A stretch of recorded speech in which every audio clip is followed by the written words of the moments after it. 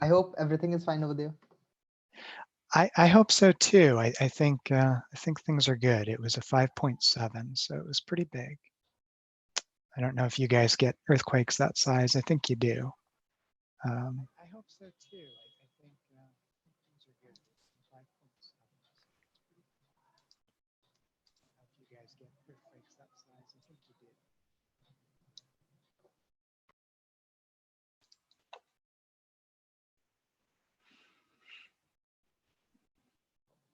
Yeah. So shall we begin? Yeah, I think so. One just quick question before we begin. Are we going to be using the chat? Yes, we can use the chat for, or Okay, we can directly jump. People can directly jump up for the queries. They can speak up and okay, whatever they feel good. sounds good. Cool, I'm ready. So yeah. So hi all. Welcome to Product Talk series by Pragmatic Leaders. We are glad to see you all here. Before we start today's session, I would like to give you all a little brief about Pragmatic Leaders. At Pragmatic Leaders, you are part of a global family of aspirational professionals who proactively help each other and are invested in each other's career growth. Pragmatic Leaders functions like a full stack global career accelerator that rests on three core pillars. First pillar is educate. We help you upskill via our proven courses and professional industry coaches. Pillar two is engage. We run a global community of product managers on Slack with access to online and offline meetups. Pillar three is employ. We operate a job platform and dedicated interview preparation courses to help you crack your dream job. So, with that note, let's begin the session. Uh, Matt, I am really excited to host you today, and I hope everyone is also super excited for this session. Yeah, I'm definitely excited. Thank you. Yeah, please, you can take Um, over the session from here. sure. Can you guys see my screen? Yes. Yes. Okay. So what we're going to talk about today is, does a phase one, phase two approach ever actually work? Spoiler alert, the answer is yes. I think it does work. But there's some tips and tricks that I want to pass along today. And as we're going along, feel free to speak up and give examples or possibly questions as well. So mainly want this to be conversational as we go. So does anybody know, has anybody ever seen this map before? It's of Boston, Massachusetts, and it's in the eastern part of the US. And if you ever drive through Boston, Massachusetts, you see that it's really fascinating the way that you drive from the airport to any place. You actually go under buildings, under skyscrapers. You go you go through places that look like they were just created so that there was a road there. And there was this huge project that took 15 years or so to really fully do. I think more unofficially, it was more like 5 to 10 years, but it was called, the project was called the Big Dig. And it had a few other names for the project, but essentially it's a phased approach because this thing, what you're looking at with all of the roads changing, was not something that you could do in a year or 2 years or 3 years. So you had to have a lot of different phases where something moved around for a period of a couple of years, and then a road opened up. And then people could use that road. And then later on, there would be another connection point for the same road. So it definitely used like a phased approach. And that's what we're going to talk about today, except primarily with software, Internet of Things, that kind of thing. So this is the gist of what we're going to talk about today. Are there best practices with a phase one, phase two approach? And by that, I mean a scenario where a product has features A, B, and C in 1 year, and then the following year adds features D, E, and F. How can you avoid overcommitting or making people unhappy? And how do you convey this plan in a roadmap? So we'll cover examples of phased approaches, which groups to consider when you're doing a phased approach, when to use one, and when not to use a phased approach. And I think we'll skip pretty fast through a few of the sections, but I think that, start thinking as we're going about examples of phased approaches with popular products. I'd like to hear from you guys on some of the later slides. So a little bit about me. I am a senior product manager for a company called AvidXchange that does US domestic solutions for payment and invoicing. And in the past, I've worked on mobile, web, and API products. I really love my company, but we generally operate in North American region, and you can look us up. So let's start talking about a product that's kind of near and dear to me, and it's a product called Robinhood. And I'm not sure if everybody knows exactly what Robinhood is, but I'm using an example from 2 years ago. I'm using it on purpose so that we can look back at it and laugh. And Robinhood's core competency is what you see in the screenshot. It's that you can trade stocks from the NASDAQ stock market, from the New York Stock Exchange, international stock markets. And that is what you do there. When you look at any particular stock, you can see that over the course of a one-day period, the price goes up, the price goes down. And it's a really good product for people that are just trying to first get into stock trading. With each of the stocks, you see you can basically you can buy or sell. You have two options. And this is a screenshot from a couple of years ago. It really still is that same kind of experience. You can also research a little bit of what the stock is by looking at that page.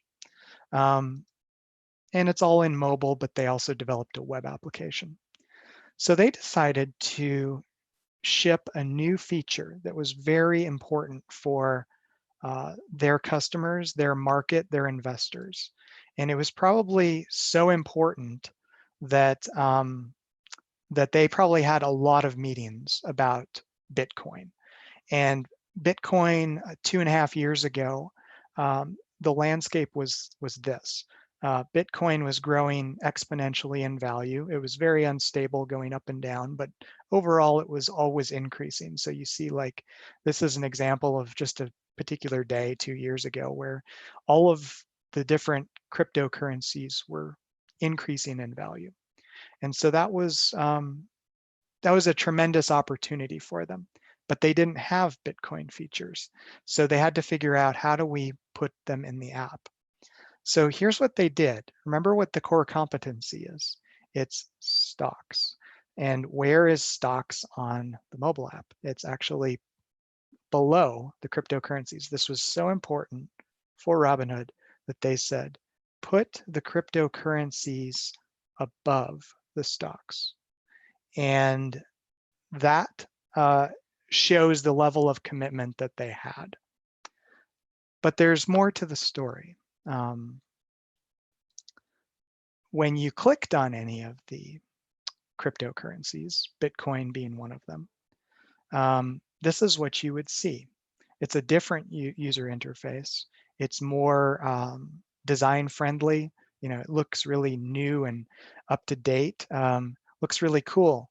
But where are my buttons on the bottom that say I can buy or sell it? I couldn't. So they actually shipped this feature so that I could see Bitcoin, but I couldn't buy or sell it. And they put it above all of the stocks that you use the app to buy or sell.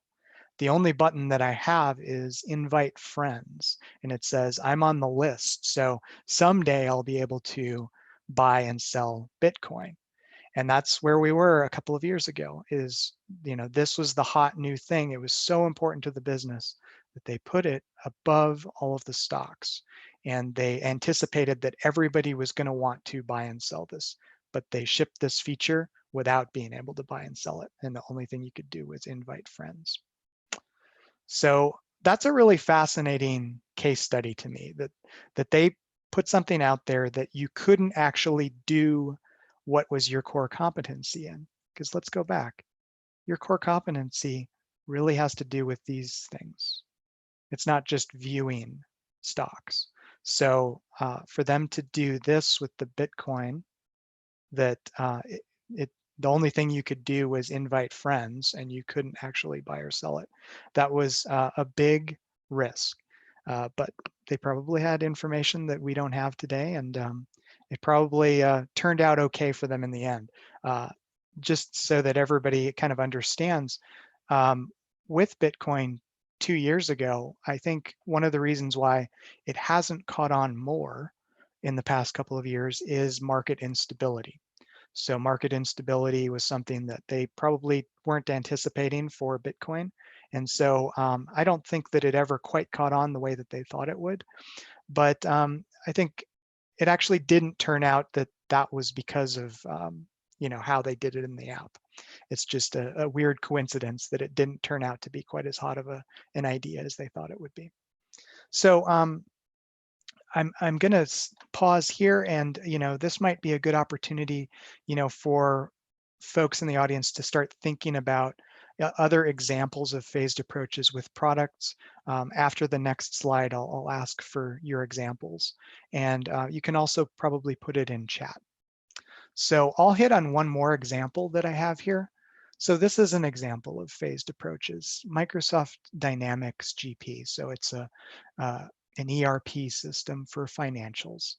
And you see what they've been doing over the years is every year they have a couple of releases in general, and there's like feature 2.0, feature 3.0, feature 1.0 things.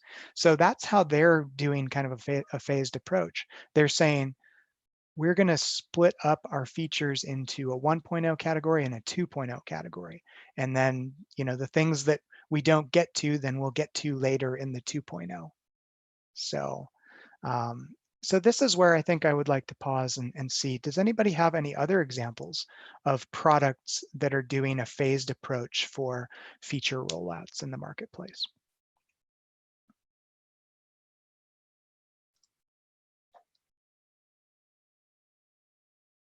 And I'm going to look at chat. And Yeah, hi, Mithil yeah, here. So, hi. would that be one of the best examples for a phased approach? Like, I know when WhatsApp first started, it was purely a status update app, an app that would allow you to update statuses. And even when other applications like WeChat and a lot of these other chat applications would allow you to call and make voice calls, video calls, and WhatsApp didn't do that, right? WhatsApp gave you time to understand the features that were built in, uh, get used to the features, and then probably they launched voice call and video call much more later than all the other competitors, right? So I think that's one of the great examples for a phased approach. Yeah, I think that WhatsApp is a great example of this. And, this might be a good opportunity to actually look up and see, is there a published WhatsApp roadmap that kind of indicates that sort of thing? But I think you're dead on that that and some other chat apps that I can think of, especially in the mobile space that then went into the web, or they started in the web and then went into the mobile space. I think that there's a lot of great examples there. So really appreciate that example. Anybody else have an example that they want to give? Okay, so let's move on to some best practices in the space. So so let's talk about whom to consider when you're doing a phased approach.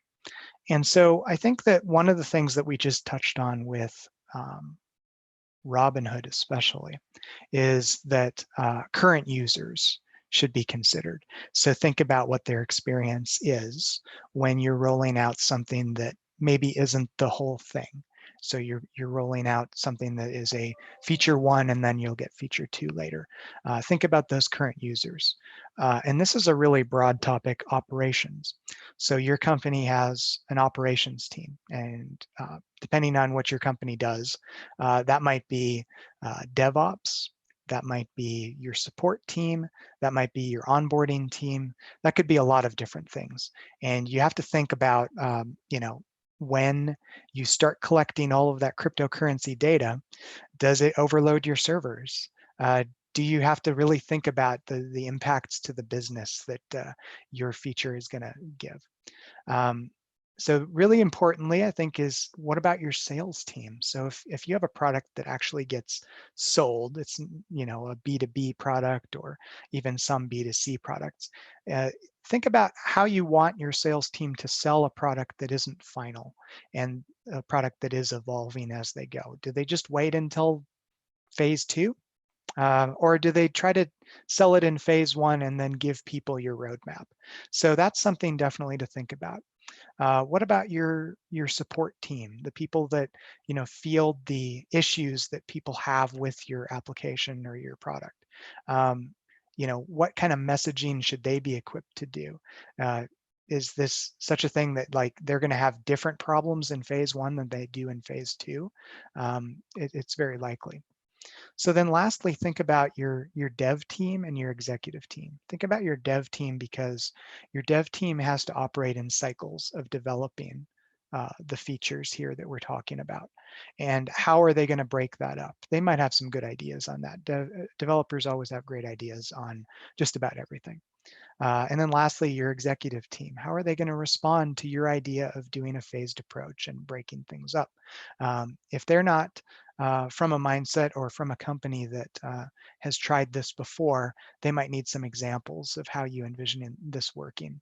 And just make sure, as you're doing all this, you're not biting off more than you can chew. So I think what I want to do now is talk about a few examples of when to use a phased approach.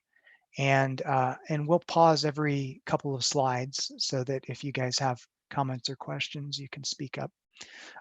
So one of the main reasons to do this is when something's huge. So think back to that map that we were looking at and all of the things that needed to change on that map. Well, if your customers and your internal stakeholders desire something really huge, split it up on the roadmap as a phased rollout. It will help be a reality check for them. You can drive conversations and acceptance of the plan by putting that plan in front of people.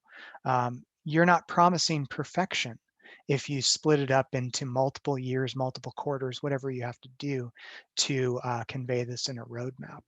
And then I think that a lot of times when you convey something that's a phased rollout, it looks like you're ambitious and you have a big plan for your company. So it actually makes you look good a lot of the time, even if somebody might disagree with your plan. The fact that you have tried to do a plan is definitely something. Then, you know, I want to touch on this topic. So think about what that phase 1 actually is. Does it offer enough value that people will use the thing? So if you're shipping something that has a button on it, but it doesn't have button 2, 3, and 4 on it, are your customers, your users, actually going to use the button to do the thing that they're supposed to do? Definitely something to think about. If the product is complex, the feature is complex, whatever you're trying to do is complex enough that they won't really use it until all phases are complete, you probably don't want to use a phased approach for this. When I think of complex things, you know, you think of a Tesla car, something like that. Like probably want to have a second thought on that. So, those are a couple of examples to use a phased approach. Let's give you a couple of more examples, and then we'll stop for comments and questions. If it will minimize long development cycles. So think about how your team works and how long things take for them. If developing the thing that you're talking about is going to just take a long time for engineers, you might start to get a loss of interest from the people that want the thing that you're building. And also it makes it so that, let's say that you're doing long development cycles. and you're shipping everything in the end, you're not going to have a very large window to correct mistakes if you don't have iterations and phases as you do those. So phased approach is something to really explore with that dev team for that. And one more slide before some comments and questions. Since developers often work in agile cycles these days, product managers can even separate the developer or the development launch from a marketing launch. So what you could do is you could say, I want development launches 1, 2, and 3, and then we're not going to announce it to all of the customers and do a big marketing push until it's complete or until it's at this phase. So you can separate those two ideas when you're doing this. So I'll pause there. Any comments and questions so far with the when to use a phased approach and best practices? And I'm going to check the chat.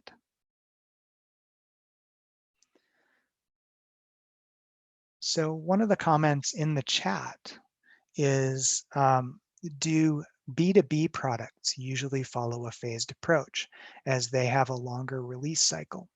I see that we're, at least the companies that I'm, working with most often, including my own company, we definitely like try to do that phased approach quite a bit. If it's like a big migration of people from one product line to another, then I see that that's a different kind of thing a lot of times. But if it's a value add feature, I do see quite a bit of that being done in the B2B space, especially with financials.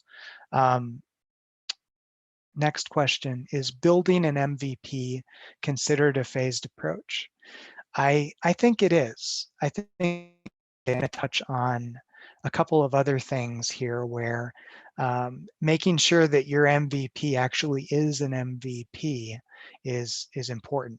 But also that's kind of at the whole product kind of thought. There's also the idea of putting a feature onto a product. So that's quite a common way to do a phased approach too. But building an MVP, I think, is a phased approach idea. Ooh, somebody has a really good example. So Oracle's Student Management Cloud is one great example for not releasing a half-baked product into the market with phased release approach.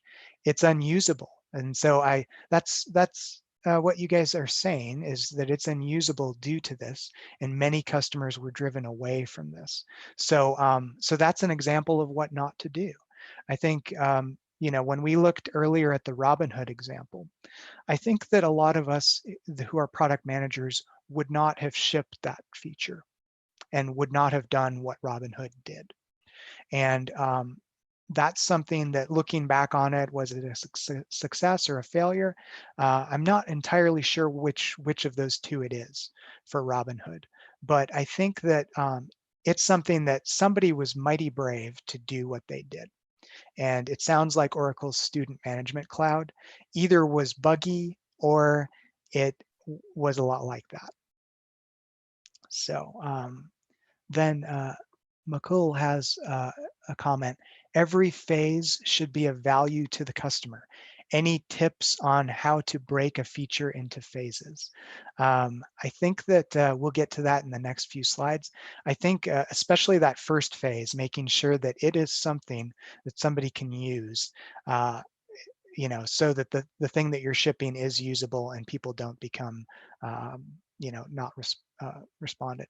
Think about what your core competency is, what the buttons are that you'd like people to click, what the actions are that they can do.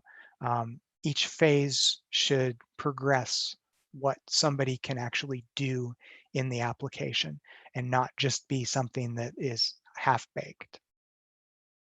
So really good question, Mikkel. And I think it's kind of a topic that we will comment on several different slides here.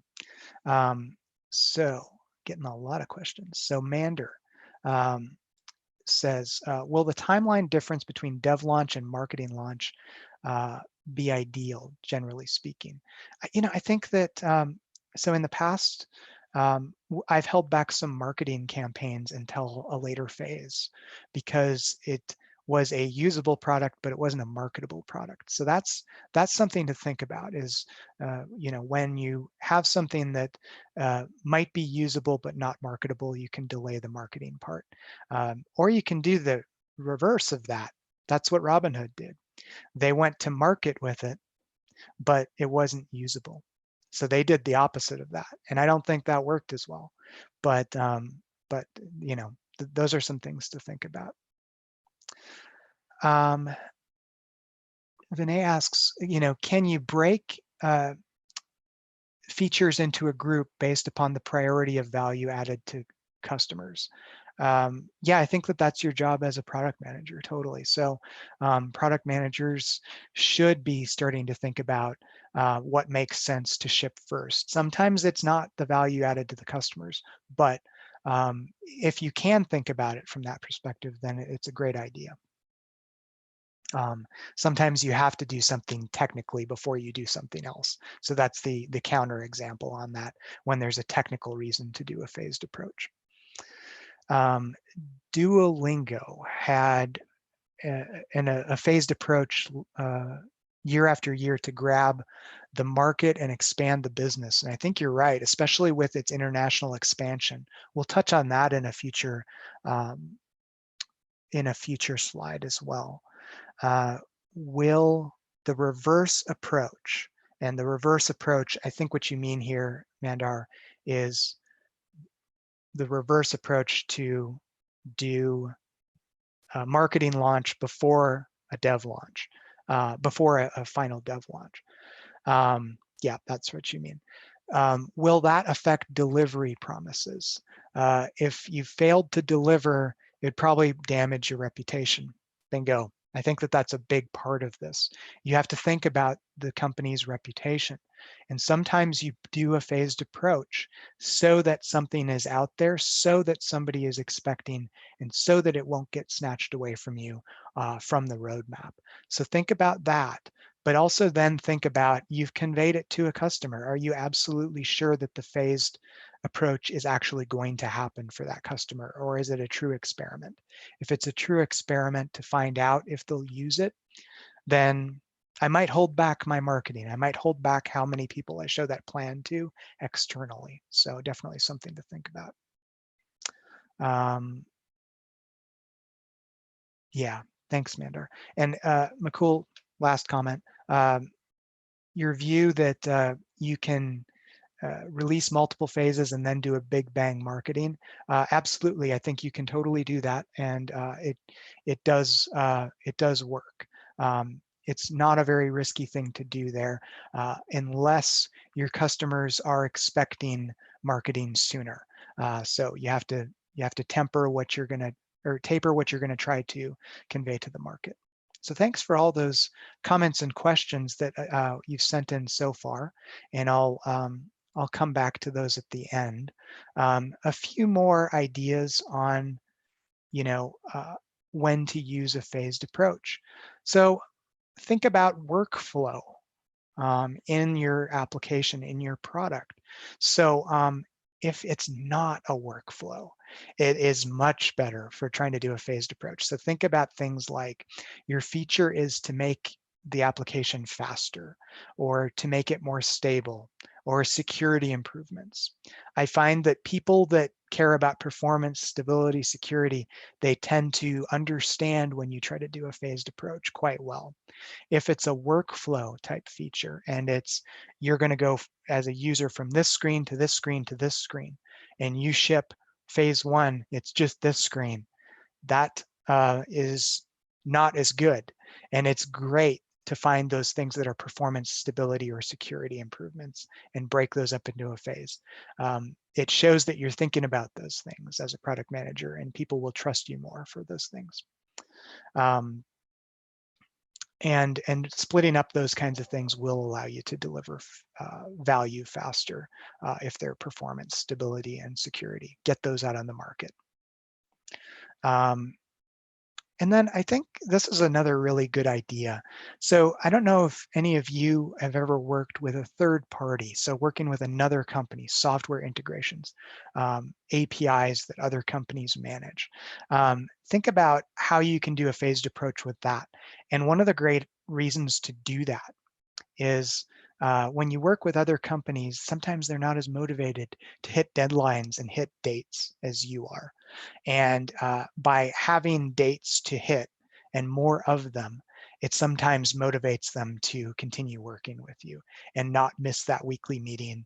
And hopefully, like, you can continue making progress by doing phased approaches with your third parties. Also, you can pull the plug if it doesn't work. So if you have an idea to just do this huge thing with a bank API or a payment API or something like that. Get it out on the market, and you know you're going to have to do a ton of work on it later. Let's try to get it out there to make sure that this is still the right idea and that you're going to market the same way.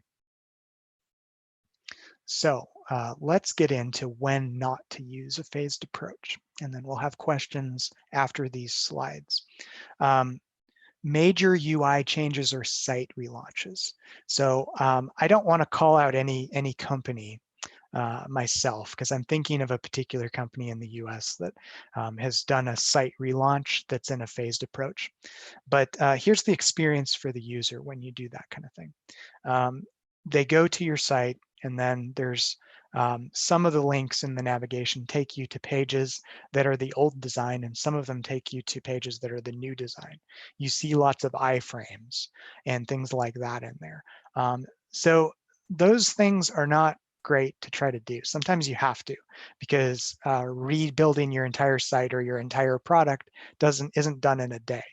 But they're not ideal when you have to do that. And so when you guys inherit legacy software as your product, really think about those things and how you can do these in chunks. But sometimes it's not a really great experience for the user if you do. Because customers will need to continue to be able to use your solution and solve their problem while you are going through this phased approach, and they'll still be using it. And so you have to think about that.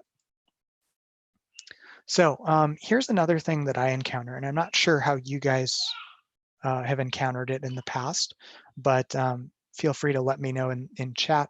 Some organizations really like that idea of phase two, and you're in a meeting with different stakeholders, and somebody says, "Oh, that's phase two."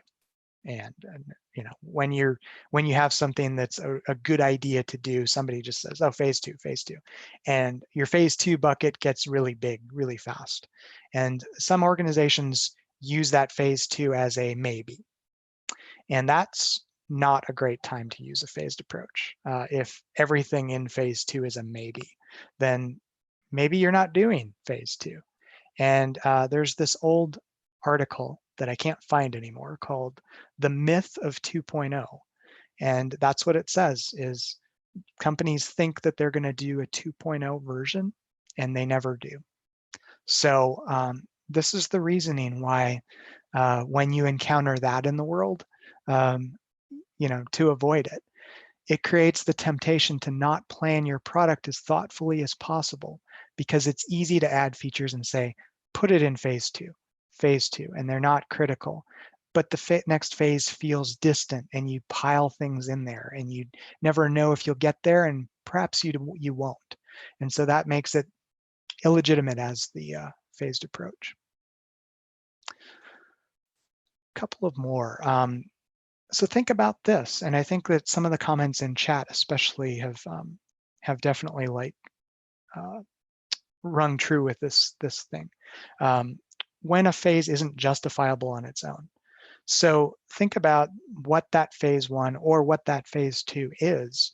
By itself, is it an MVP? Is it a thing that has a return on investment that can be measured later? Don't use the phased approach if your phase one especially isn't justifiable on its own. And maybe it's just collecting email addresses that you're getting in phase one. Think about it. Is that justifiable? make sure you keep that core goal well defined and that you return to it at each stage of the project to confirm that you're still geared towards solving that central problem. Okay, so now think about this one. Don't use the phased approach if customers will not use the product until both phases are complete. You aren't going to gain any valuable information if the phase one you rush out doesn't get used by the user. So I think that this is definitely a topic from Robinhood that we looked at. You couldn't use the feature. All you could do was invite friends. You couldn't buy or sell cryptocurrency. So that's an example of not using the phased approach because it's not usable until that phase two. So again, I wouldn't have shipped the Robinhood feature that we looked at, but some people were brave enough to do so, but this is why I would not have shipped it. So with that, I think that we've covered, examples of phased approaches, whom to consider when phasing, when to use a phased approach, and when not to use a phased approach. And we'll make these slides available later so that you can run through these and see if you have further thoughts on this. But that is my presentation. So I want to go to the phones and hear, does anybody have any comments, questions, or things that they'd like to add to this discussion?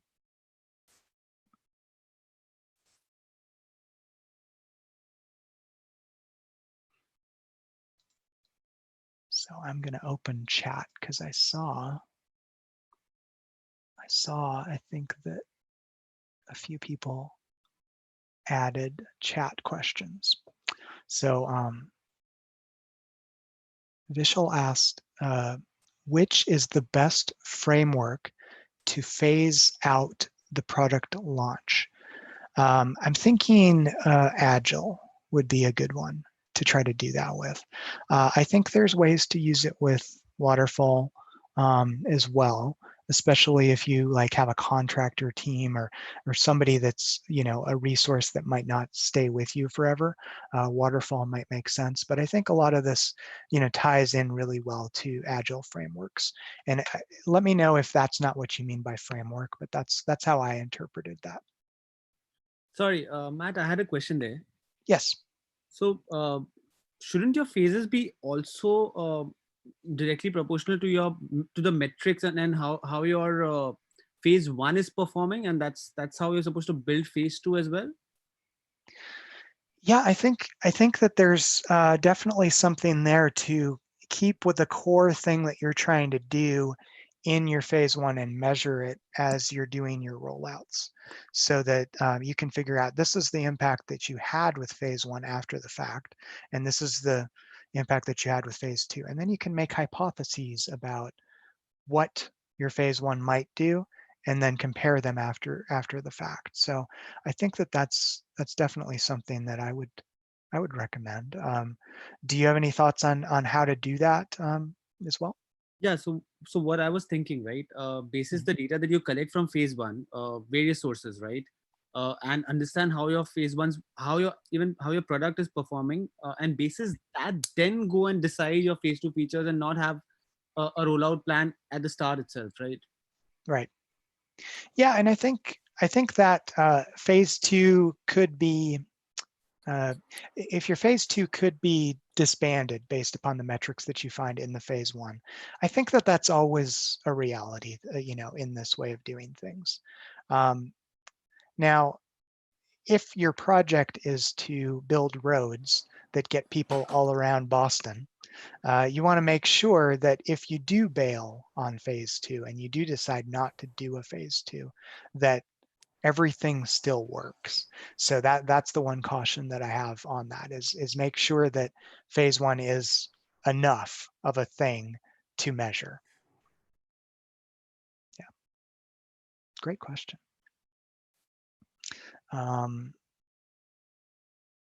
McCool has a great comment. Accessibility support. So I would think what you mean by accessibility support is, allowing disabled users to use websites, allowing, people with visual impairments, that kind of thing. And that definitely sounds like something that would fall into that, performance improvement / security / stability kind of bucket. Accessibility support seems like a great candidate for this, unless you have users that are expecting a certain standard of support and that's already been committed. But I think you can roll that out and say that you have a roadmap to get there, and your business will probably understand pretty well. The question is if your users will understand, but I think that's a great example of trying something there.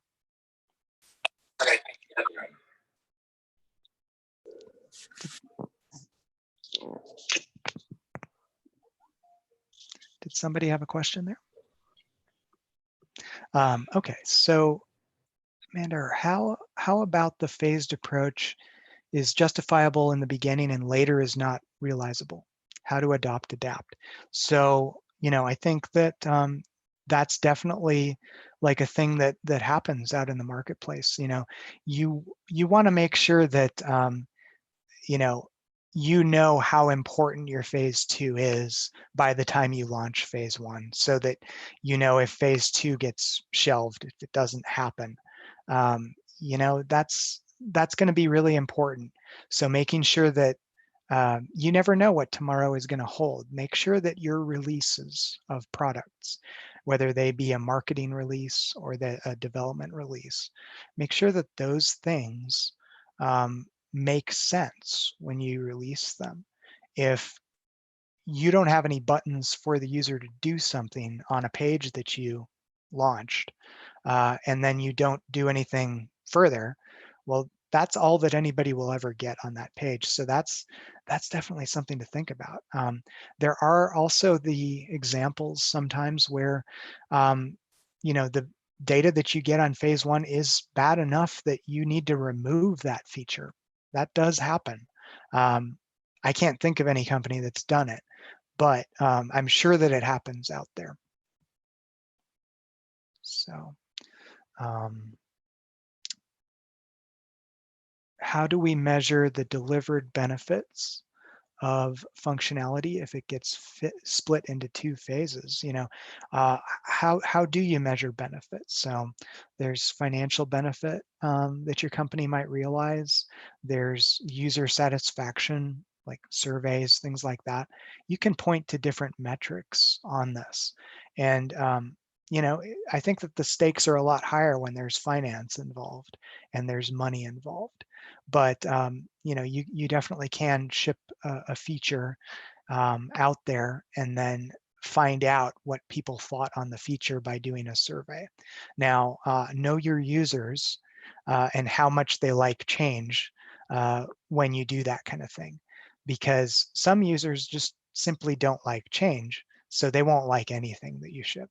But if you have some benchmark to compare with how finance was before the feature and how user satisfaction was before the feature, I think that makes a lot of sense.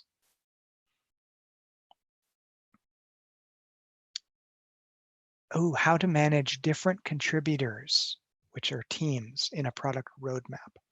So software development where multiple teams contribute. So here's an example, I would say, of kind of a phased rollout where your first phase, maybe you don't have the API team doing anything to the API product. So you're just using what you have to build features into an application. And then later on in phase 2, that's when you involve the API team and you say, actually, we need this endpoint, this API, and you add more things. And then you have 2 teams working in phase 2. Or you could have the vice versa kind of approach. You could say in phase 1, I have multiple teams working on this, but phase 2, I actually only have 1 team and it's the marketing team or something.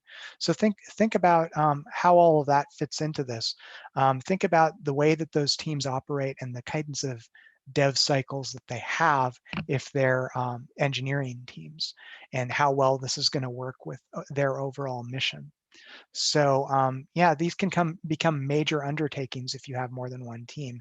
And if you are dependent on that other product, think about when is the best time for that other product to be updated.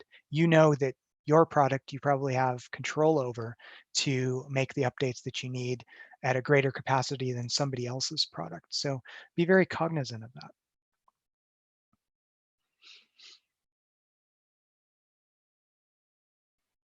Okay. Kush, I think I'm gonna skip your question because I maybe want to come back to it. Amy, I think does phase 1, phase 2 approach differ for startups of size 8 to 10, where the product is just taking form and the team is really small? I think that this probably is a valid approach to do that. I find that phased approaches, the way that I've been discussing them here, really tends to be about larger firms, larger companies.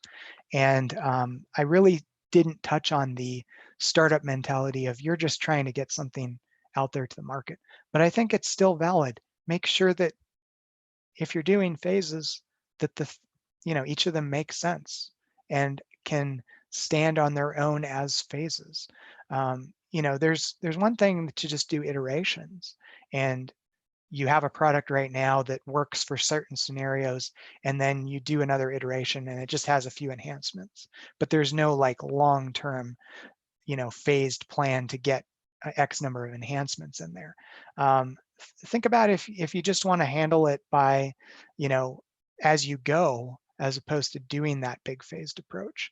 I think that might be valid for a lot of smaller startups as well.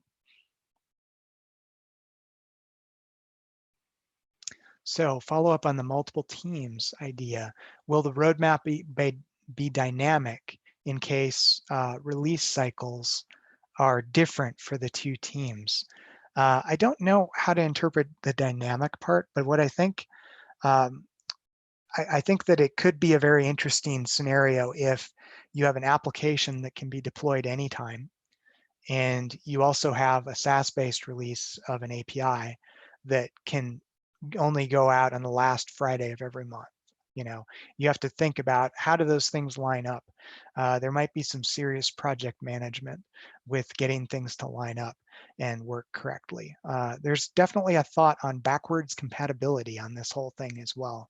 So make sure that, if multiple teams are working on things, that in all states of possible release, that things still actually work.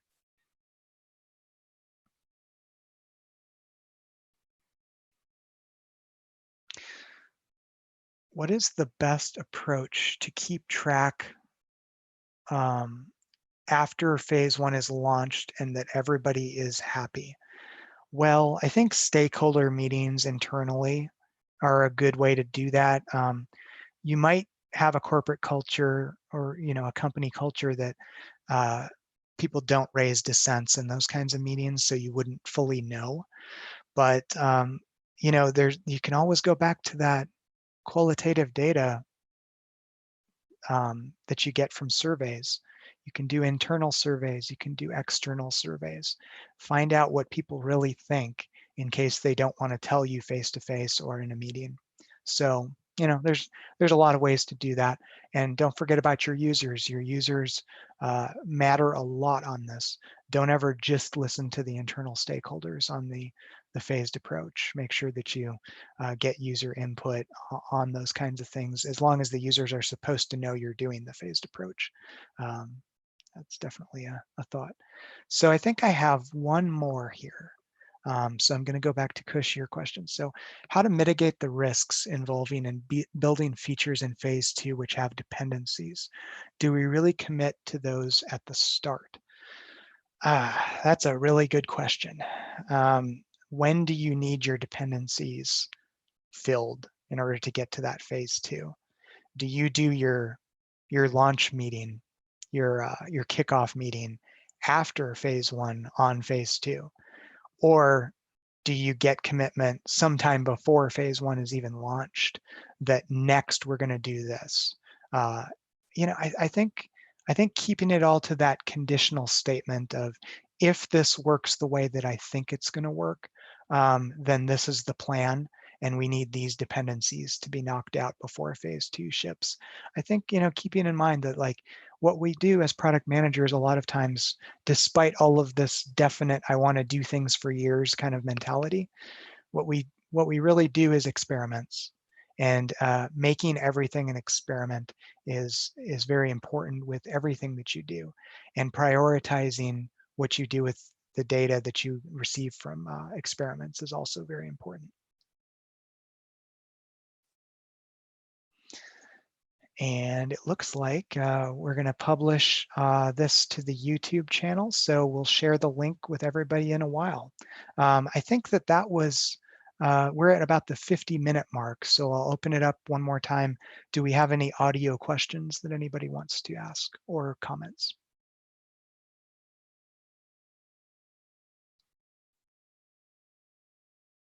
Well, it's been an immense pleasure joining all of you. Feel free to reach out to me on LinkedIn. I'll accept your invites after today. And I just really appreciate, it looked like we had about 30 people that showed up to this, and really appreciate the invite. And I think what you guys are doing is fantastic. So thank you so much for having me. Thanks a lot, Matt, for taking out time and conducting such an insightful session for pragmatic leaders. I'm sure everyone would have some concrete takeaways from the session, and we would love to have you once again. Yes, thank you so much. Really appreciate it.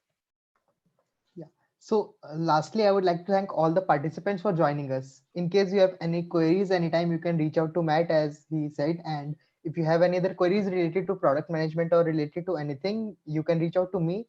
I've shared link of our community, and the recording will be published in the at our YouTube channel. I have shared both the links in chat section, so you guys can go and join our community.